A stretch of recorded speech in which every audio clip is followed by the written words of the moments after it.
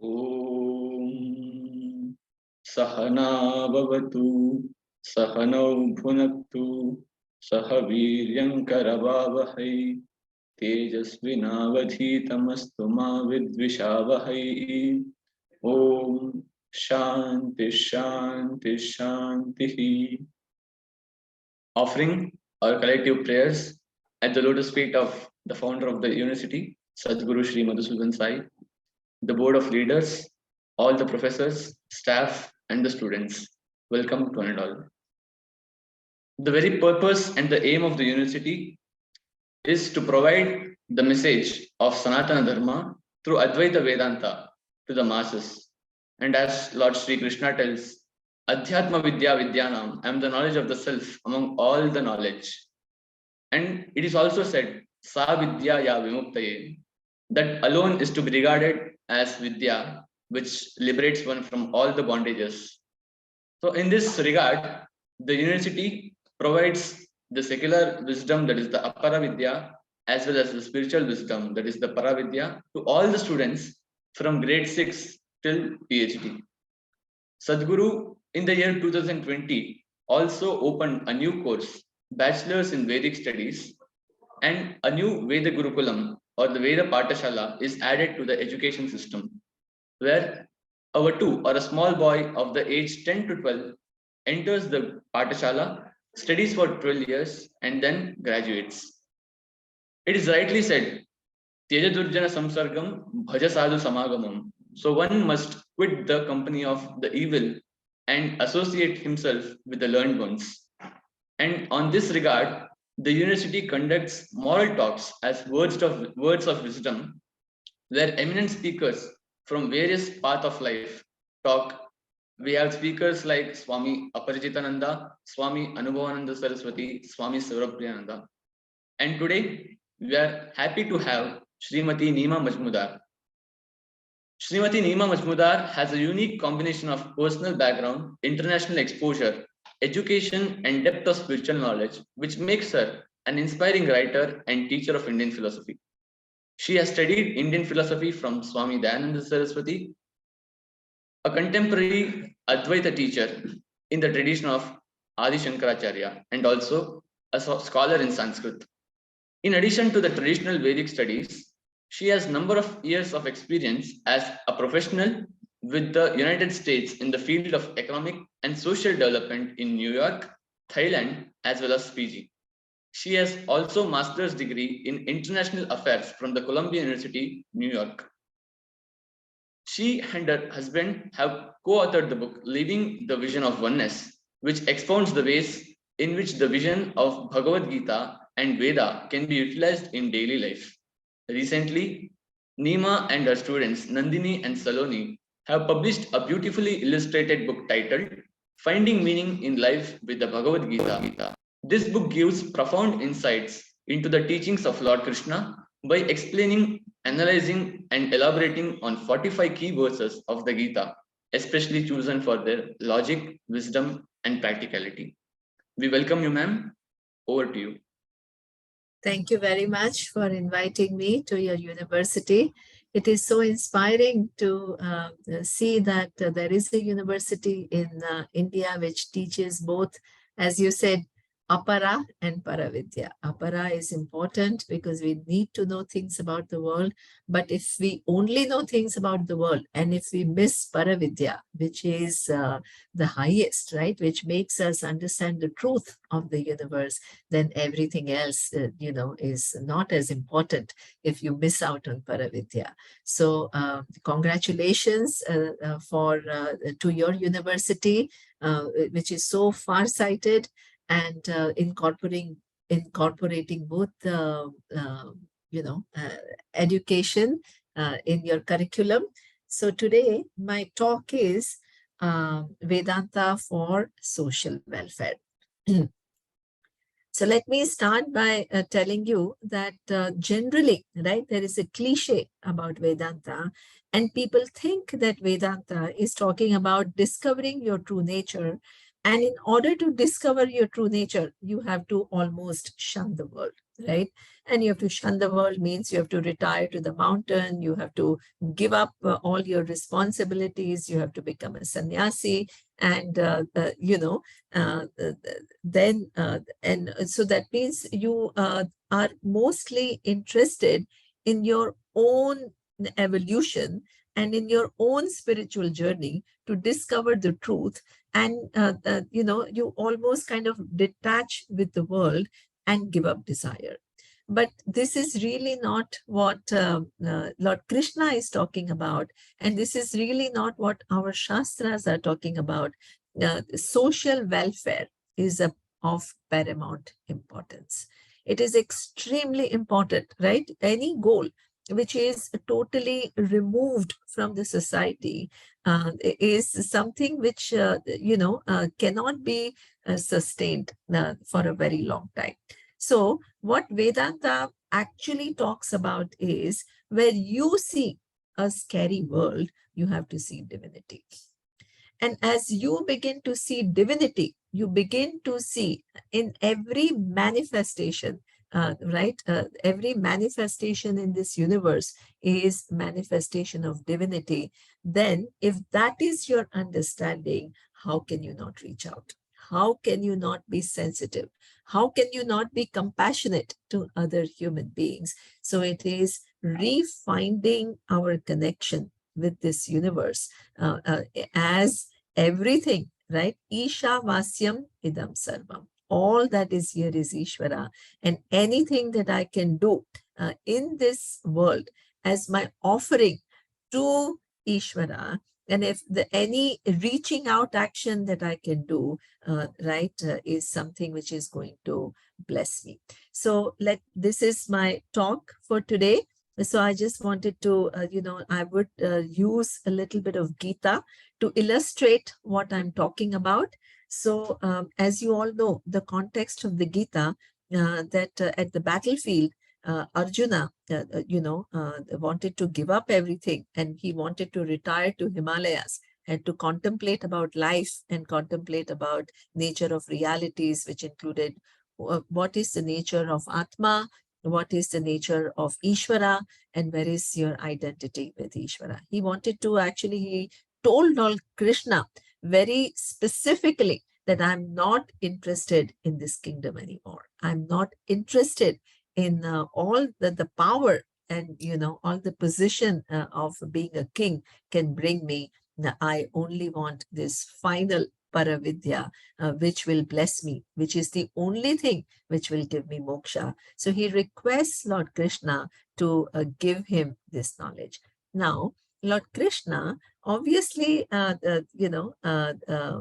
gives him this knowledge in chapter 2 of the Gita. He does talk about the nature of Atma, and Atma is what? Nityaha, Shuddhaha, Shashvataha, Puranaha, Na Hanyate, Hanyamane Sharire. So he describes the nature of Atma is not equivalent to body, right? The body can be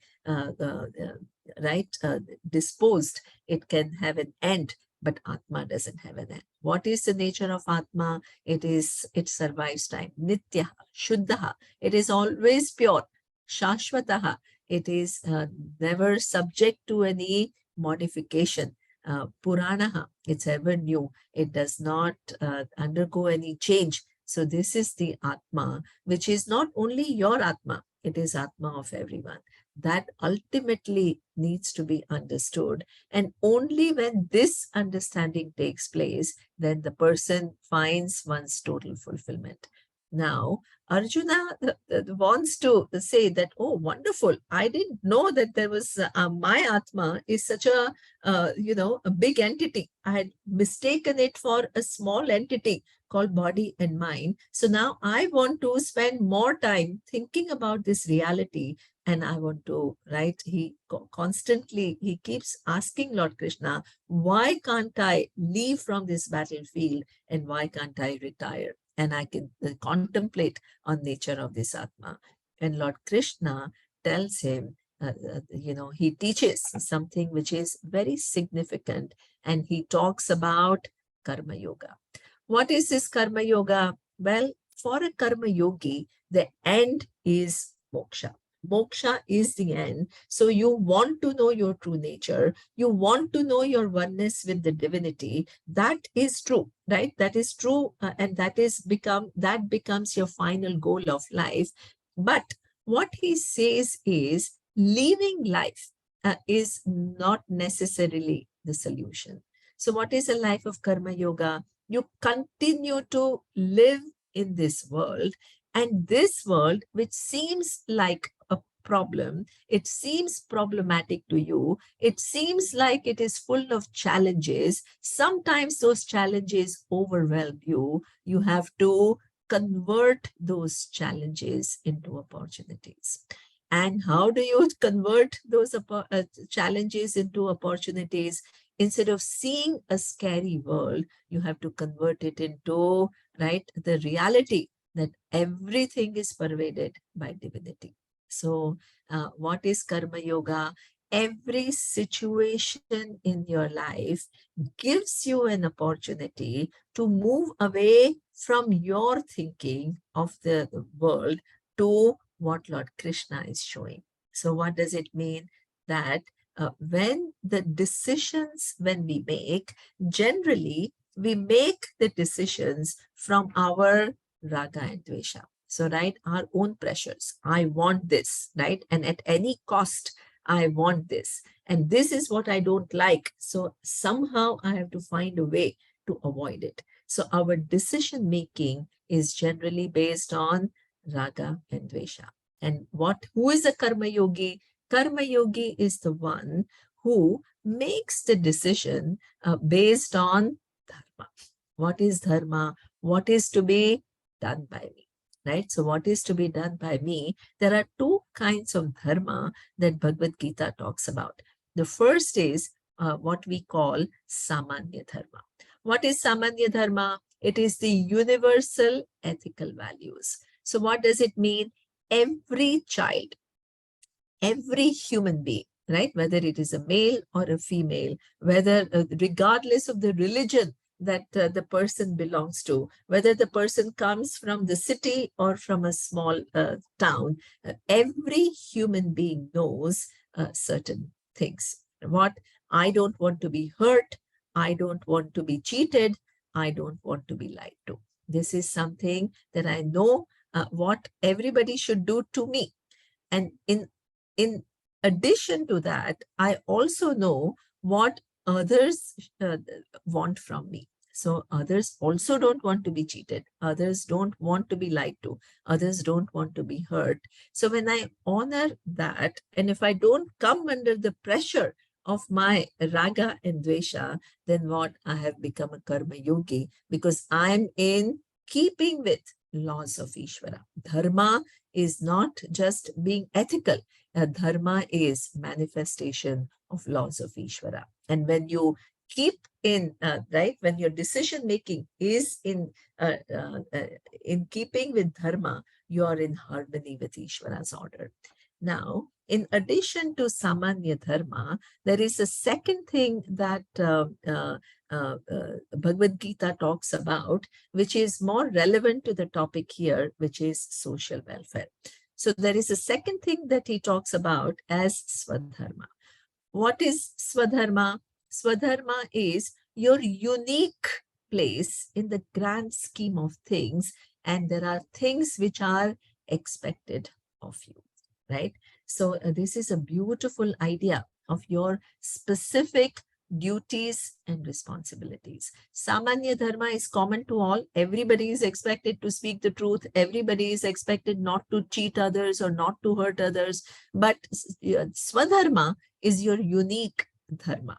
And what does it mean? So that means you have specific duties and responsibilities. Then you can ask towards what, right? So you have responsibility towards your parents. You have responsibility towards your friends. You have responsibility towards, you are all right now students, but at one point you will all get married and start your life.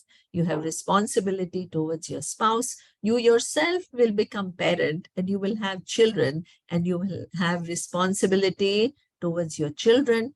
And that's not the end of the story. You have responsibility towards community, you have responsibility towards the nation, you have responsibility towards the whole humanity. And when you live your life understanding your responsibilities and doing what needs to be done, then what happens is you grow as an individual.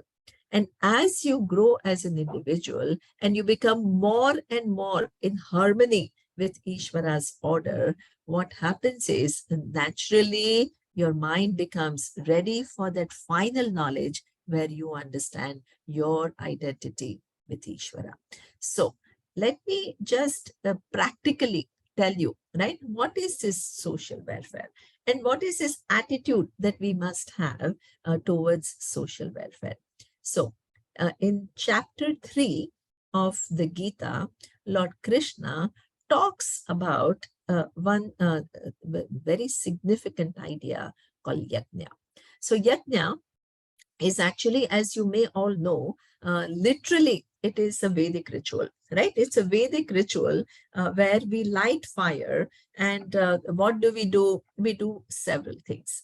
First, we show our gratitude to all the different forces in the universe which have contributed to our life. So we show our gratitude to the waters, we show our gratitude to the sun, to air, to everything, Agni, and we see the blessings of everything, everything that we are given, we are taken care of, the contribution that the plant kingdom makes in our life. So we show gratitude. We don't take it for granted. Then, in the second aspect of Vedic ritual is to see interconnectedness of life. What is interconnected of life? I, for my existence, depend upon so many different things, right, which are all given to me. So what does it mean? Something as simple as, just think about it. You're drinking water, a glass of water, right? How many people contributed to make it happen? How many people contributed to make it possible for you to drink glass of water? If you think about it, then what? The sun participated, the clouds participated, the rain fell, and it became what? Potable water. Then somebody fetched it from the water bodies, from the river or from the lakes. Somebody filtered the plant, right? Somebody, created the whole pipeline where the water reaches your home. There's somebody, some engineer created your home and a tap which can receive that water, right? And somebody created a filtering system so that all the contamination in your water is what? Eliminated. And somebody created the glass, so from which you drink this water. So it seems like such a simple activity, right? I'm sitting and drinking a glass, but how many people have contributed to this? And this is how the whole universe is. Universe is that you constantly draw from what? Services of so many people.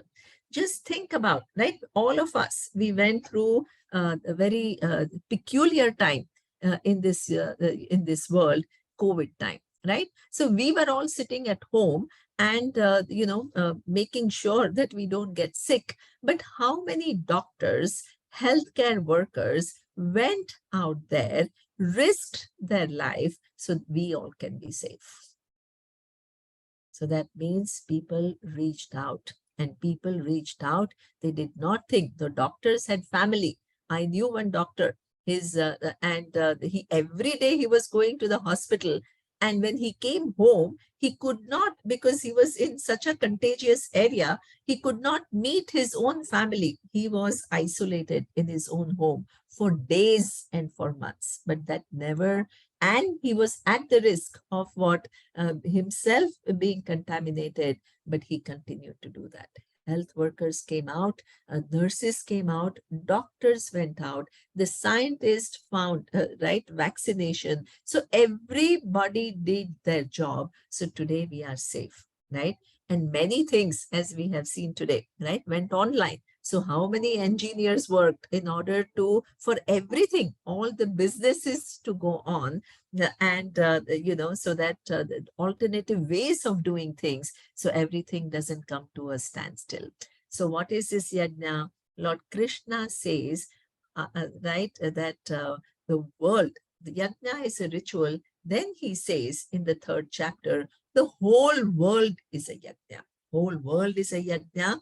And what does it mean? Each one does their own action, and what so many people benefit from it, right? That engineer who worked to make it possible for you to listen to Zoom is not known to you. You don't know his face. You don't know who that person is. You don't know how many people worked, right? But they all contributed to your life. So if everybody known to you and unknown to you is contributing to your life, can you sit back and only take everything from everyone and not do anything in return? Lord Krishna says, if you only take from the world the services of everyone, don't show gratitude, don't show any acknowledgement of their contribution, and only want and don't want to give back anything, you are a stena. Stena is a thief, right? And that person is a thief who only takes and does not give back anything. So this is why, who is a real karma yogi? Even though you want ultimately the final knowledge, your participation in the world has to become meaningful. And as it becomes meaningful, it contributes to social welfare. It contributes to social welfare in so many different ways. Social welfare doesn't mean that all of you have to go and join NGO, right, and start working with an NGO. Social welfare can be done and kept in mind in so many different ways. So let's think about, right? Suppose you are a child and you are paying attention to your studies, and you are also not getting distracted by some thousands of gadgets which are available all the time, looking at mobile, trying to find shortcuts in accomplishing things. If you're not doing that, and if you're sincere as a student, then what will happen is you will become a great contributor in the society. Society needs honest people. Society needs people who are caring, who have a certain integrity. And that itself, by making yourself a good, clean human being, you're contributing to social welfare, right? Because imagine if each child is a responsible child and learns well and contributes to the nation, it will automatically, right, our nation itself will become a shining nation, right? So this is why paying attention to your own attitudes is actually contributing towards social welfare. Now, you have friends, right? Now, what is your attitude towards your friends? Either you can be competitive, or you can be jealous, or you can, try to put others down, or to try to, eliminate some people and only create a group of your favorites. You can be mean, or you can be caring to your friends. So that means if you're showing care towards your friends, if you're helping them out, if they are feeling down, right, if you lift them up, that is your social contribution. It is a social contribution.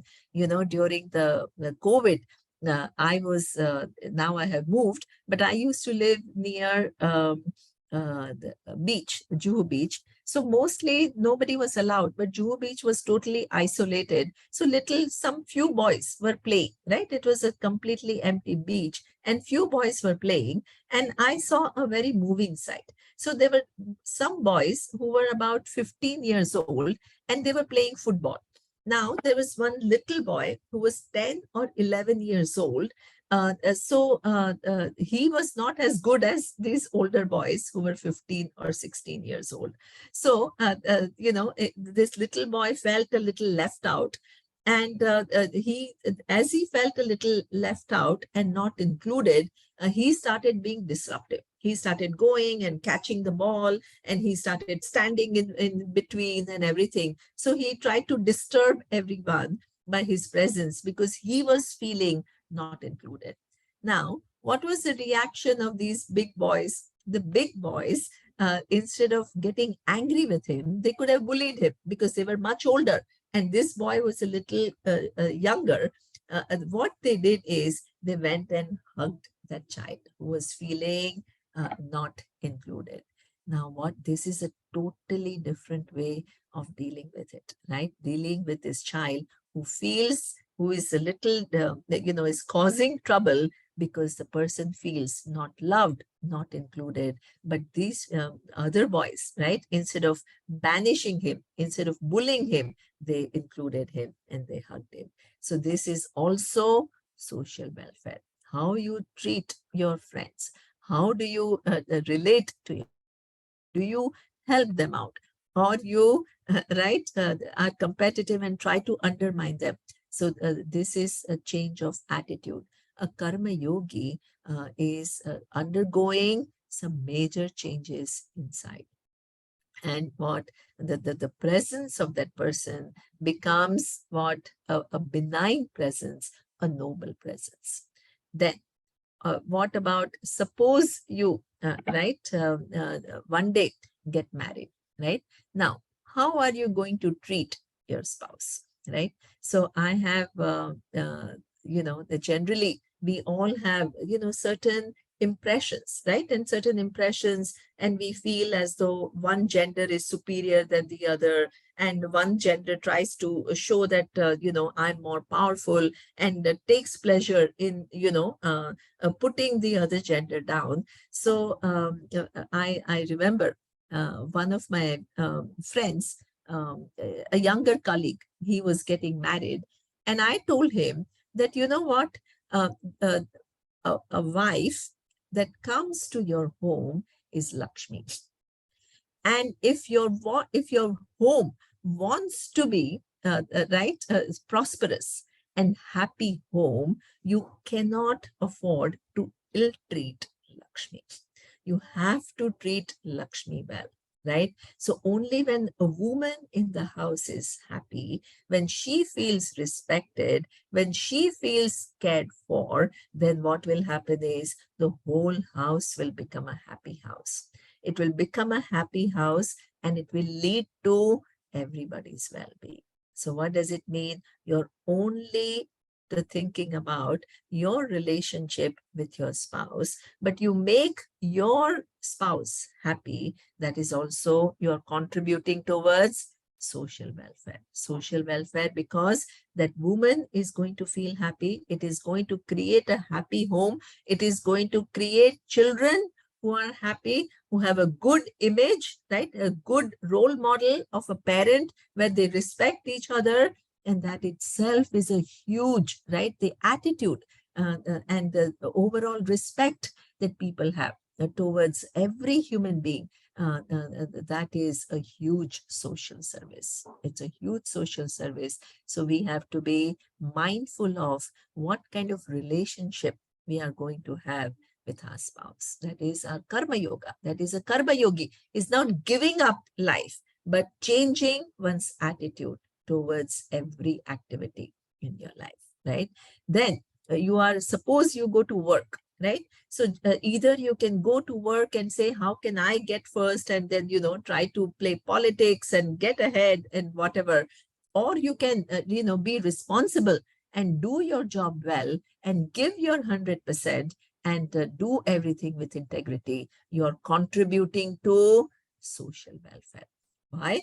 Because you are doing your job wonderfully, with full attention, with full care, and with full honesty and integrity. So that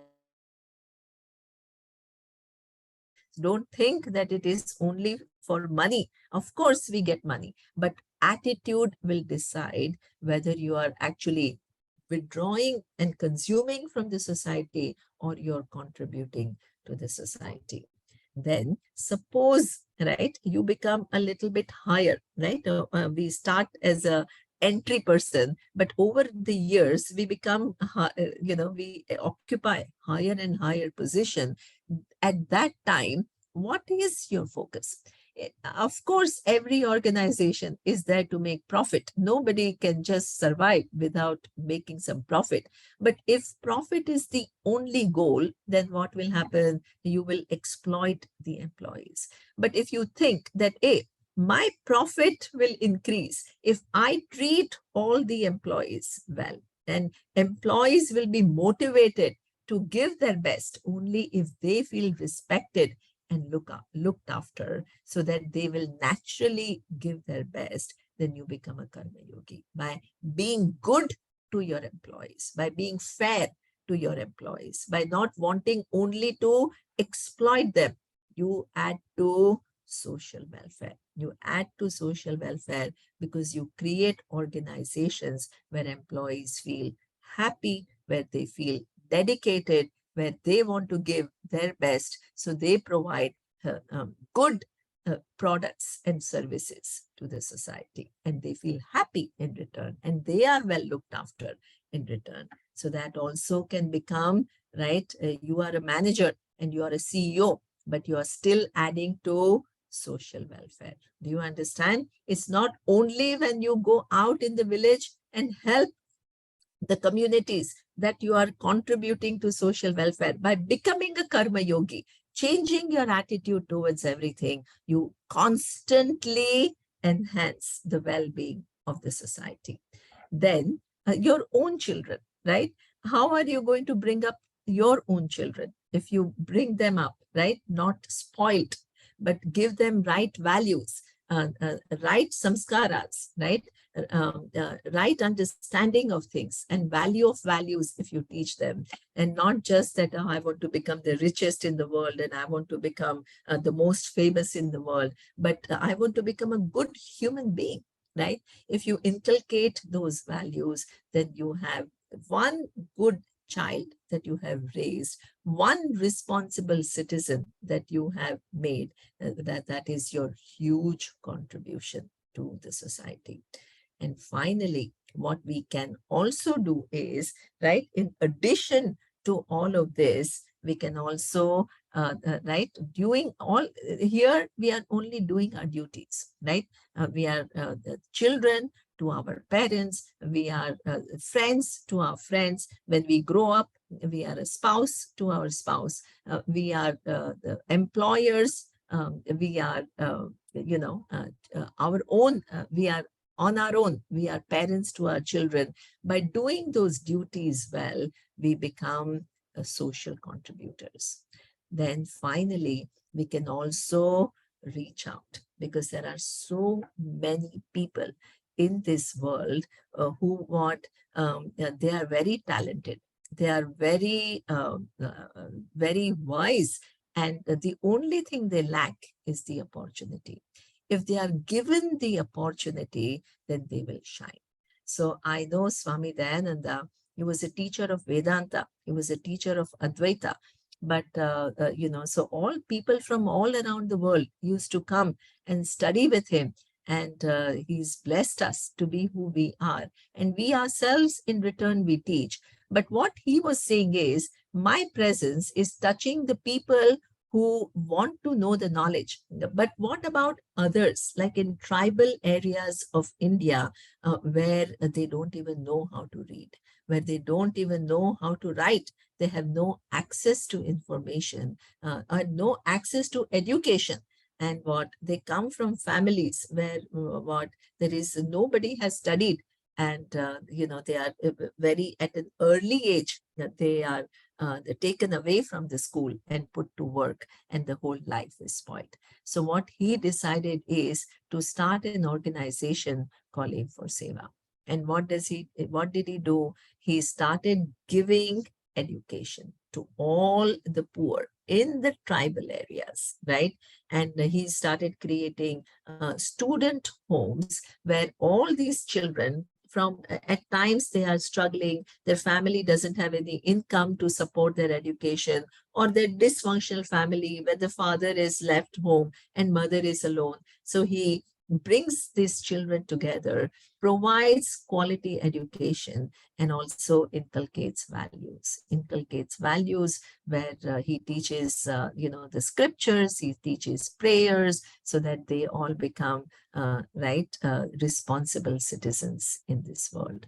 So what does it mean? All of this, even as a Vedanta teacher, right? The person who talks about Vedanta, you never actually, if you're uh, uh, uh, a human being who's an evolved human being, and if you're a karma yogi, you will dedicate your life to the welfare of the society. And in that the dedication, you may think that you will make a sacrifice of yourself, right? You will give up your own privileges in order to dedicate your life to others. But it is not like that, right? Every time you give something, Ishvara gives you back. Ishvara gives you back. So only by being a contributor, only by giving you get. So generally, what is the understanding of people that when I give, I deplete myself. I have less than what I had before. What Indian philosophy teaches us is when you give, you create punya. And punya will, what will it do? It will translate into you getting more. So what does it mean? It creates a win-win situation. You help the society and Ishvara blesses you back with abundance, with a lot of grace, where your life is lived not with struggles, but with grace and with plenty. So this is what you want to do, that, by giving, don't think that you will lose out. The way Ishvara's order is, by giving, you get. And the more you give, the more you get. And what happens is you can, again, instead of becoming proud that, oh, I got so much, right? Thank Ishvara for every blessing that is bestowed on you. And in order to continue to receive the blessings, you have to keep contributing and keep contributing to the society. And when you become, a person like that, who lives by the values, who follows dharma, who performs one's duties, right? And the things about one's participation in the world, which doesn't become a disturbing participation, but a participation where your presence makes difference to thousands of people, then that's a life which is worth lived. And then there is this beautiful verse from the 18th chapter of the Gita, which is one of my favorite verses. And it says, Yataf pravrittir bhutanam yena sarvam idam tatam swakarmana tamabhyarcha siddhim viddati manavaha. That is a beautiful verse. What it says is, see the whole creation as manifestation of divinity. What yatas pravrittir bhutanam, right? Ishvara is that which is the intelligence which has created this whole jagat. In every manifestation, there is Ishvara.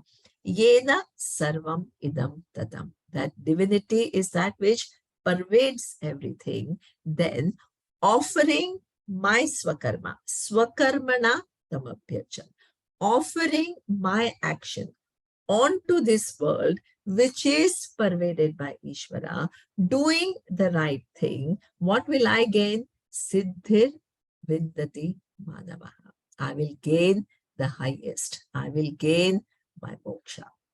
So what does it mean? Moksha is not something that you get by leaving the world, being detached from it, getting rid of your desire, sitting in the mountain and only contemplating on reality. The life itself is a platform. We have all come to learn. We all have come to evolve. It is just, what is Karma Yoga? You continue to do the same activities as everybody else. You continue to be a friend, you continue to be a student, you continue to be a spouse, you continue to be a parent, an employer, an employee, a community member. But here, mentally, you have changed. You have changed. There is an inner revolution. And what is it? I want ultimately moksha in my life, which is going to be gained by my knowing my identity with divinity, but I have to grow as an individual. My presence in this world, right, has to make a difference, and my action are my offering to Ishvara. And through this offering, right, I will be blessed, and I will one day understand my identity with this divinity. So this is how this is a beautiful vision of life, that you are working for your freedom, but you are taking everyone else along. You take and you become this person who has a benign presence, and your presence becomes blessing to everybody. And as it becomes blessing to everybody else, you yourself receive a lot of grace of Ishvara. And ultimately, the knowledge becomes very clear. So this is the trajectory, and this is the life path that Vedanta talks about. So I hope all of you, right, can make use of this Paravidya. We come from a great culture, and we come from a culture which is what we call religious culture. Religious culture means there is a lot of reverence. We look upon the sun and we do worship to the sun. We look upon the water and we do pranams to our water. We look upon, everything, Agni, and we do puja to Agni. Our parents are what we do, we Matru Devo Bhava, Pitru Devo Bhava, Acharya Devo Bhava, right? Teacher is not just a teacher, he is Deva. So what we have to convert, right, this so-called vision that we have, which is a limited vision of dissatisfaction, isolation, we are fearful, right? We are angry. That whole person has to go, and you have to begin to see the presence of Ishvara everywhere. You have to begin to see the presence of Ishvara, and your actions have to contribute to the order of Ishvara. So this is how the life program, that Vedic vision means, it converts every material thing into divine, right? There is no division between material and divine.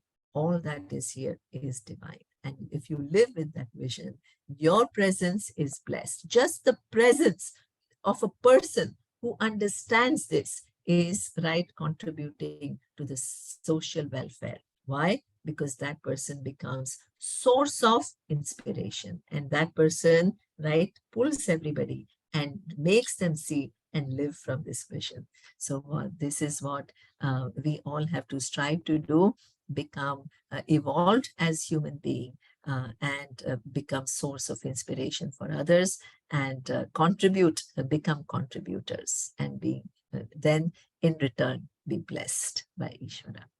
So this is 45 minutes. So I spoke exactly for 45 minutes. So if you have any questions, then you can ask me those questions.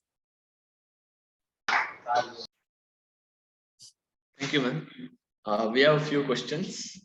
Yes. So first, if by doing social service a man gets exploited, how Vedanta shall help him? Yeah. So exactly. Very good question. So what I want to say is, you're right.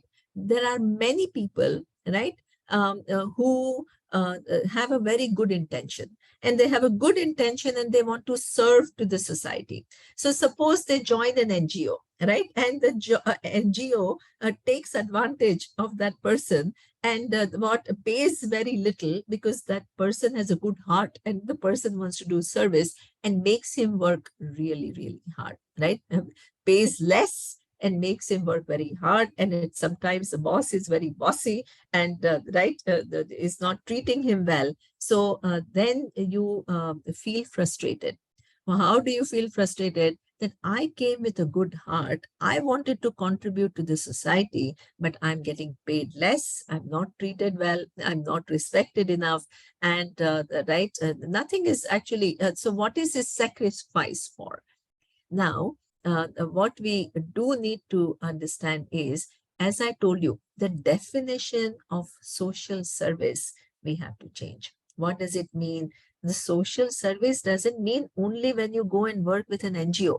If you work in a company, but if you change your attitude, if you change your behavior towards the employee, you are doing social service. You understand? When you are at home and you change your attitude towards your children, you nourish them, you are actually contributing to social welfare. So the first thing we have to keep in mind is social welfare. Working for social welfare doesn't mean that you only have to give up all the opportunities in life and settle for poor wage and feel frustrated. So that is not what you want to be. Now, wherever you are, right, you can change your attitude and you can do well for yourself and at the same time become a contributor by just changing your mindset, right, and not becoming exploitative yourself, but understanding your responsibility. So that is the inner change that we all have to go through. And then our whole life will become a contribution to the society. Now, the second thing is, suppose you feel that you are feeling exploited, then please, we are not here to sacrifice. There is no, you're not here to just make a sacrifice and say, okay, I give up my life ambition for a greater cause and let somebody exploit me. This is not that what Gita is talking about. What is Lord Krishna telling Arjuna? Arjuna wanted to run away because he thought that, hey, these are all the people that I love very much. It's my cousin. They are the same family. How can I harm them? And Lord Krishna says, what does he say? He doesn't ask Arjuna to be coward and let go and let Duryodhana continue to abuse him. He says, you stand up. You stand up and you fight your battle. But don't fight out of anger and frustration and resentment. Fight out of your dharma, sense of dharma, what is required for you to be done in this situation. Arjuna, you are a leader. So many people look up to you and the whole kingdom looks up to you for their protection. You have to do what you have to do. So what does it mean? So if you have good intention, it doesn't mean that you have to be exploited by others. Don't let anybody exploit you, but do it out of strength. Don't do things out of weakness, right? That, oh, I'm good, but people are exploiting me. Let them do that. I will sacrifice my life. You can't live like that, right? You have to live where you have to become somebody, right? Becoming one with divinity means that you can't live with a low self-esteem. You can't live thinking you are nobody, and you can't live thinking that let anybody exploit me and I will not do anything, right? You have to protect yourself, but any good act has to come from strength and not from weakness. So if you feel that that organization is exploiting you, look for other opportunities, right? Don't get stuck there and spoil your life and become frustrated. That's not, what it is meant to be. Thank you, ma'am. Next question is, at the root of all philosophy and religion lies the conflict between faith and logic. Having faith is considered to be the fundamental quality for experiencing the truth of Brahman. In that case, how can we explain this to those who dismiss faith and give more importance to logic? Okay, good. Very good question. Wow, I can't believe that you're asking these kind of questions. Wonderful, right?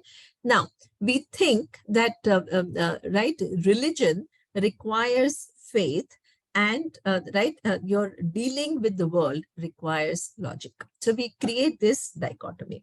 Now, Vedanta, it is not talking about any belief. It is not talking about faith.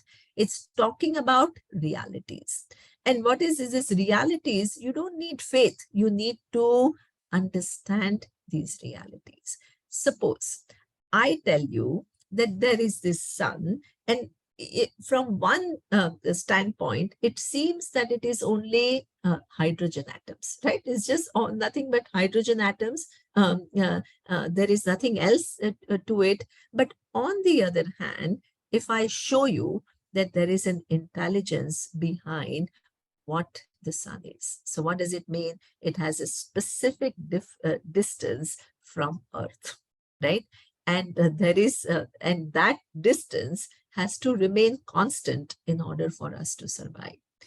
Then there is an intelligence. What does that sun staying where it is, which is the exact distance, which remains for millennia, right? It performs many other functions. Not only it gives me life by creating temperatures on this earth which are livable, but it also participates in the rain by evaporating the ocean water into clouds, and those clouds come into the in form of a rain at a specific time. Right, whether you have a southwest monsoon or you have northeast monsoon, but there is a specific time at which the rain falls, right? Then the sun also participates in creating food for me, because the plants absorb the energy from sun, which is so far away, right?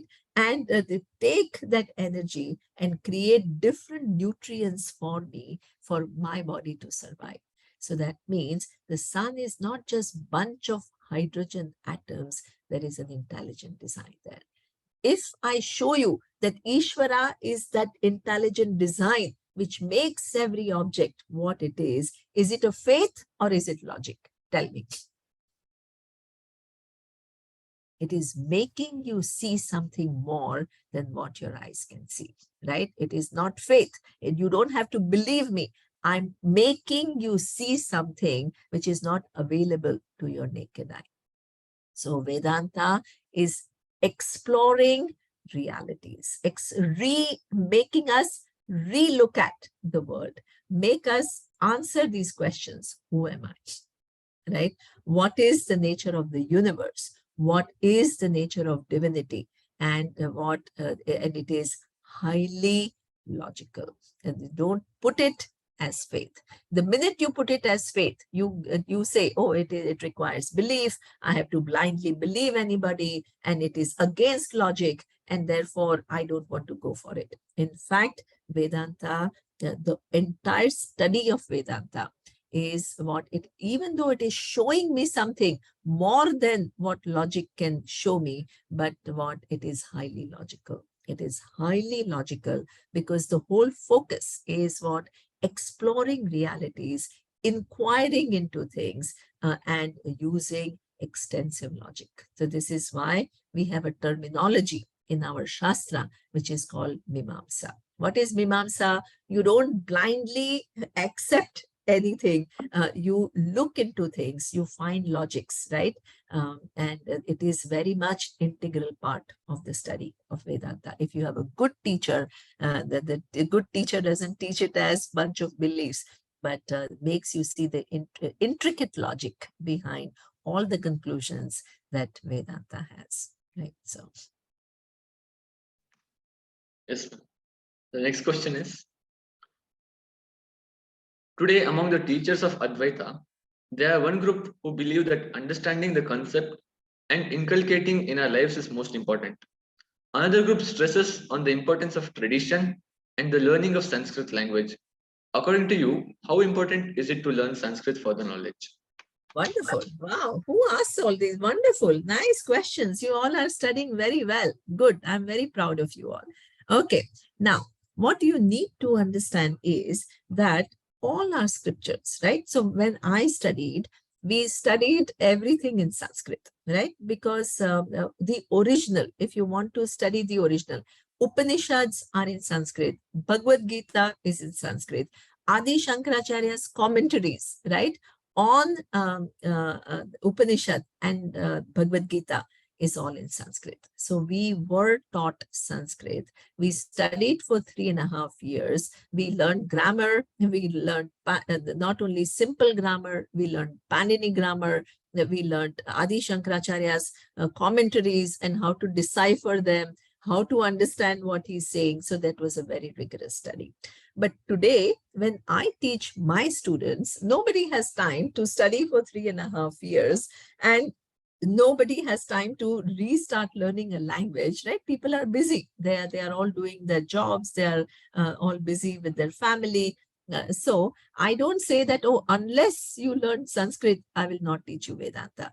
Vedanta is exploring realities, right? What is the nature of Ishvara? Whether you do it in English or you do it in Telugu or you do it in Kannada or you do it in Gujarati, the inquiry remains the same, right? It doesn't change. So what we need to understand is, if you have grasped the understanding very accurately, you can use any language to communicate. So that means, in that sense, studying of Sanskrit is not necessary. Anybody can understand Vedanta without actually mastering the language.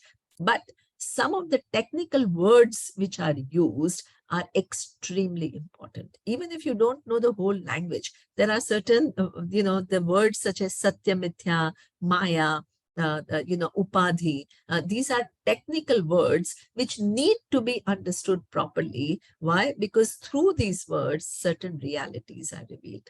So a little bit of Sanskrit and Sanskrit words are inevitable, but you don't need to master the language in order to, study Vedanta. You can understand the truth without having to dedicate your life to study of the language. Thank you, ma'am. This is the last question. In our university, we have a department of Vedic studies where students undertake a vigorous study of our scriptures, particularly the Advaita aspect, in order to propagate the knowledge contained with these texts. Based on your personal experience, we request you to share some obstacles that are the challenges that they may face in their journey, and request you to give some words of inspiration to all of them. Nice question. Okay, good. So one of the obstacles with Advaita Vedanta, which is a very common obstacle that I have seen, is, suppose you are told everything is one, right? And all that is here is one. And that reality, right, it doesn't get affected by anything that goes on in this world. Then what people tend to do is to skip the world, right? They tend to skip the world, means they want to be detached to the world. They want to not participate in the world, because then they tell themselves, oh, world is only a mithya and I want to reach Satyam.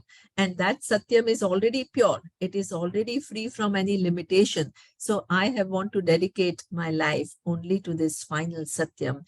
But as I just explained to you, even Arjuna wanted to do that. And Lord Krishna kept saying to him that what you need, you can't just go to the realities, can't jump to the realities. You have to go through life. You have to go through life, and every challenge of life, you have to convert it into an opportunity by seeing the presence of divinity. So that is very much required. Vedanta is not averse to life. Vedanta allows you to live life with responsibility, with wisdom, with a certain freedom, which otherwise you don't have. So that is something is you need to keep in mind. And again, as I told you, live a life of responsibilities. Anything that you do in life, right?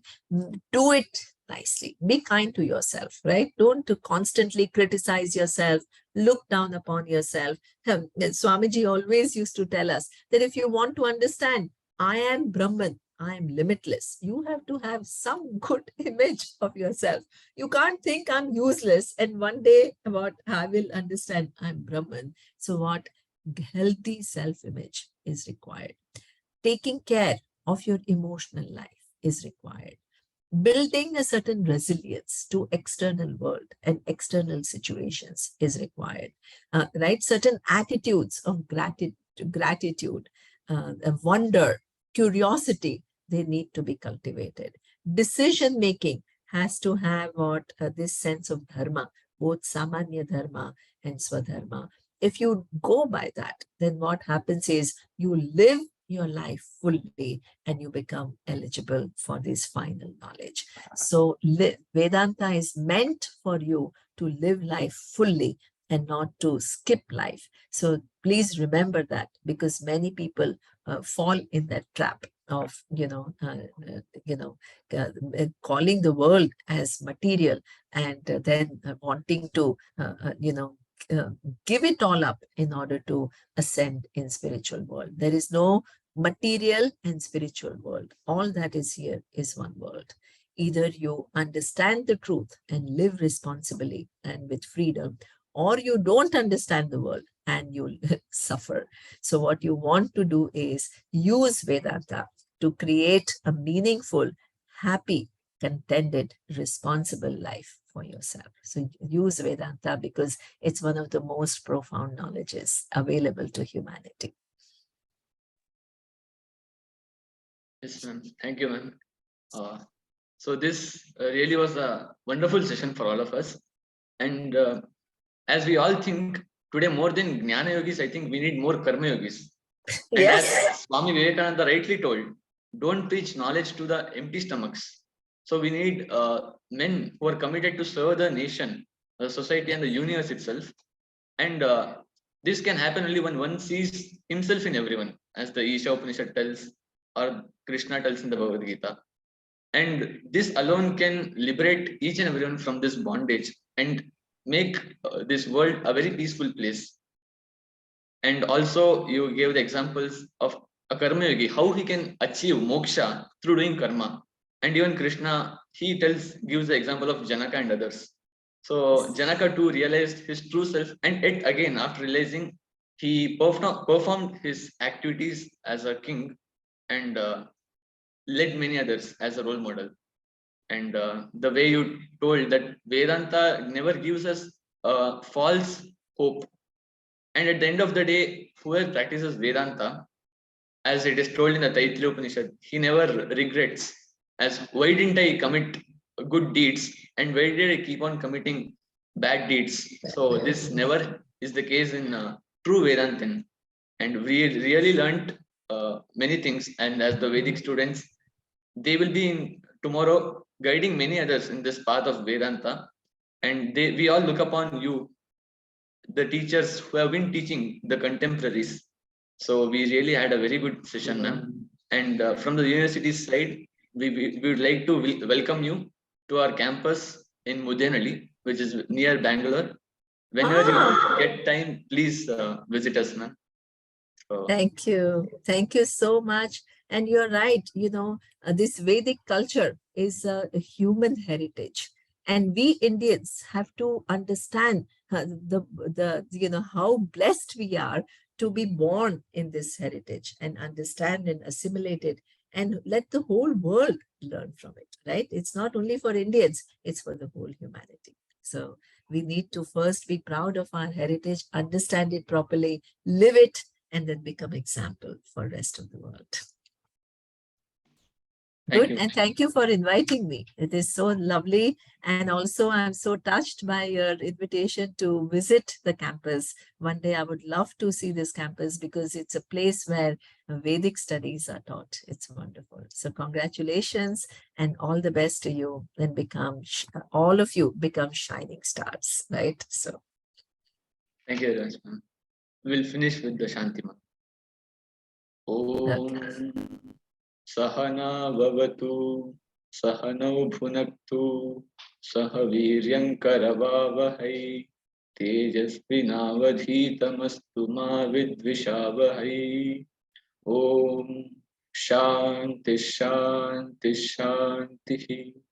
Thank you. thank you. Thank you.